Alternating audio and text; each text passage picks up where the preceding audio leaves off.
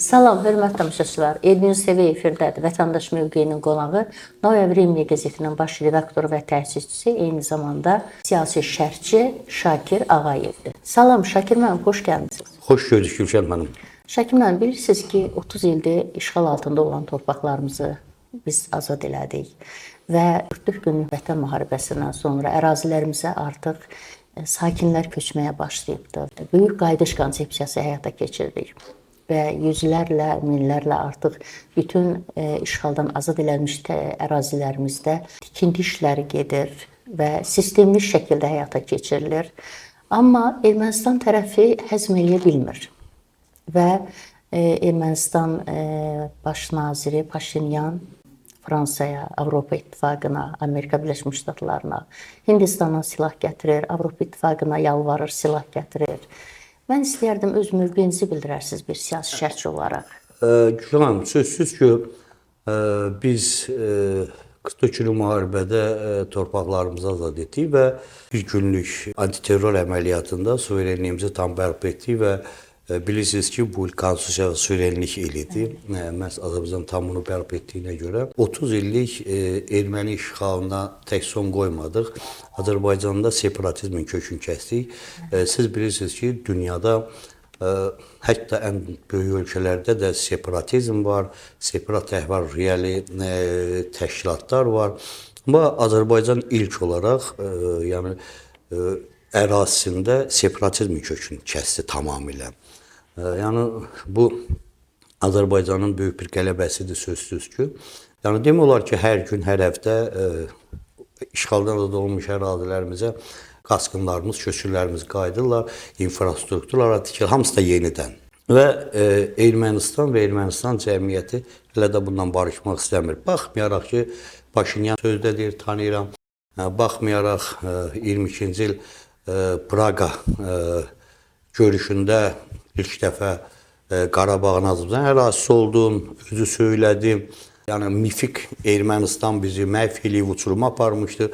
Bütün bunlar hamısı sözsüz ki, Paşinyanın dilindən deyil və paralel sürətdə çox təəssüflər olsun ki, Paşinyan da Ermənistandakı revanşist qüvvələr kimi Ermənistanın silahlandırması ilə məşğuldur. Paşinyan sülh müqaviləsini bağlamaq fikri yoxdur.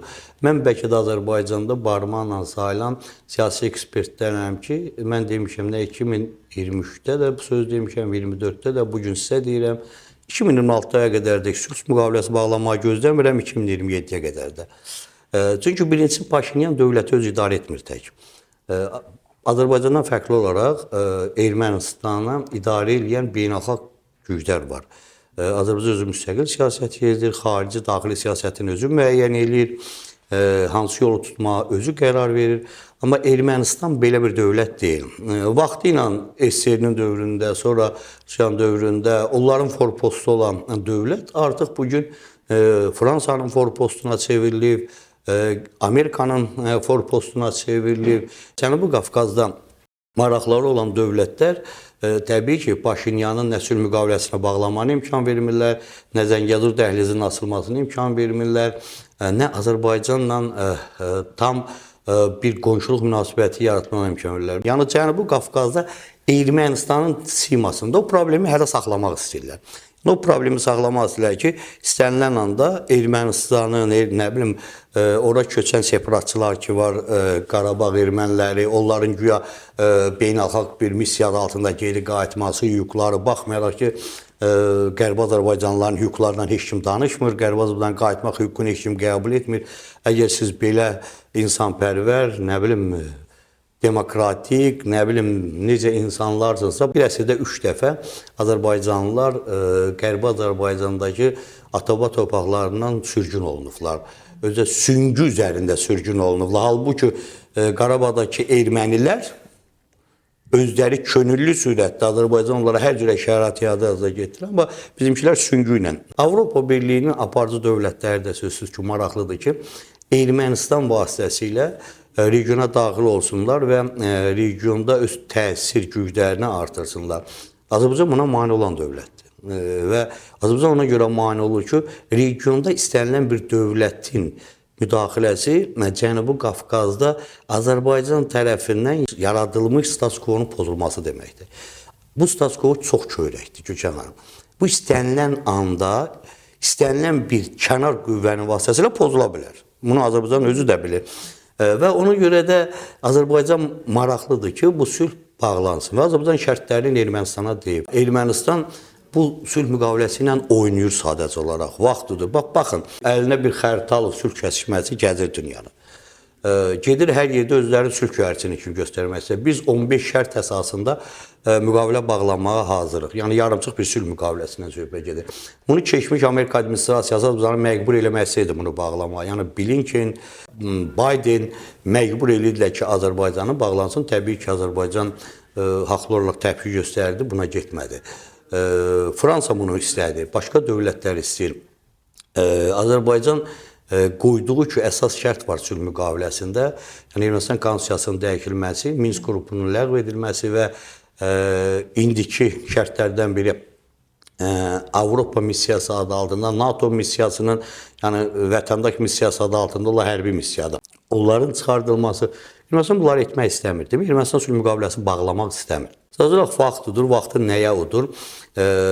Ermənistan 2026-da bilirsiniz ki, orada Paşinyanın növbəti seçkisidir. Və artıq şuarını da müəyyən edib, real Ermənistandan irəli. Və Paşinyan istəyir ki, o seçkini udandan sonra bir daha güclənsin. Yəni, onun uduzmaq şansı da ola bilər, sözsüz ki. Və Paşinyan sülh müqaviləsinə qol çəksə 100% uduzar. Və artıq bugün üçün mən sizin verilişə gələndə Kaçaryanın bir müsahibəsini oxudum.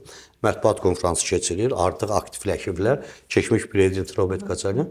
Paşinyanı açıq ittiham edir. Sən Qarabağı 2 dəfə satmısan.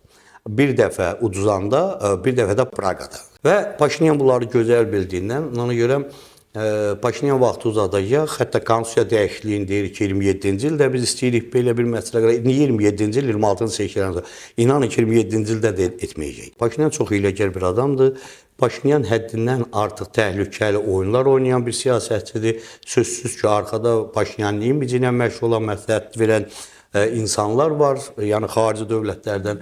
Və buna görə də Paşinyan bir lider ki, bir gün ərzində 3 dəfə müxtəlif bəyanatlar verir və öz-özün inkar edir. Real Ermənistan deyəndə Paşinyan nəyi düşünür?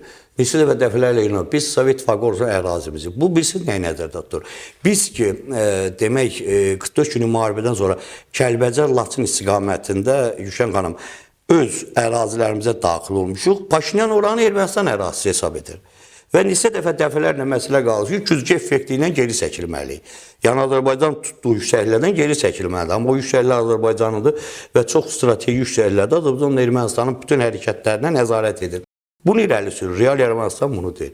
Və əgər bu şərtlər irəli sürürsə, o şərtlər ki, təbii ki, məğlub olan ölkə birinci şərt irəli sürmək ixtiyarı yoxdur. İkincisi ki, o şərtlər ki, Azərbaycan sözsüz ki, onu qəbul etməyəcək və elə bir dilemma yaradır ki, o sülh müqaviləsi bağlanmaz. Çünki vəziyyət, bax, reallıq budur. Biz bir-birimizi özümüzü allatmayaq. Bizim qonşuluğumuzda Ermənistandır. Bir əsrdə 3 dəfə Azərbaycanla müharibə eləyən, Azərbaycan ərazisinə işğal eləyən, Azərbaycan ərazisinə həmişə dialoqla Ermənistandır və bugün üçün çox güclü silahlanan Ermənistandır. Unutmayaq, Hindistandan Papikiya bu yaxınlarda Hindistan'da idi. Ölümcül hücum silahları gətirir. Hətta o silahlar 500 kilometrə qədər vura bilər. Fransa verir. Cənab Prezident də demişdi, Amerika verir. Adı kreditdir. Və şübhəsiz ki, çox pulunu da almayacaqlar. Yəni, belə silahlanmanın qarşısında sözsüz yazıb ona hazırda silahlanmalara qarşı. Amma o təhlükə bizim üçün həmişə qalır və istənilən anda, istənilən vaxtda o dövlətlər ki, maraqları lazım olan momentdə anda müharibəni başlada bilərlər. Necə ki, 3 il bundan qabaq Ukrayna-Rusiya müharibəsi başladı. Böyük dövlətlərin maraqlarına görə.